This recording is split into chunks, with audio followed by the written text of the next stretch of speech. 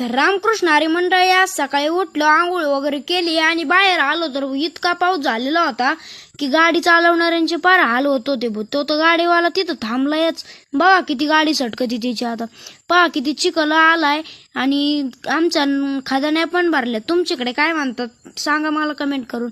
तर ह्या बघा दुपारी किती ना पाऊस पण असं वाटत होतं की पाऊस येतोय. आता पावसात मग मला पपई खाऊ वाटली. मग मी पपई पाळली गेलो लगेच पपई खायला बसलो. पपई खाल्ली, सगळी पपई खाल्ली मी एकट्यानीच. त्याच्यानंतर दुपारी लगेच मडीला जायला निघलो तर मी ट्रस्ट पाशी आलो. लांबूनच मडी दिसली. तर मित्रांनो इथं किती डोंगर इथं. तर तुम्हाला कानिपनाथाचं दर्शन घडवतो.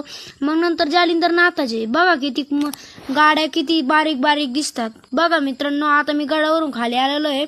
मित्रांनो मी आता उद्याच्या ब्लॉग मध्ये भेटेन. धन्यवाद.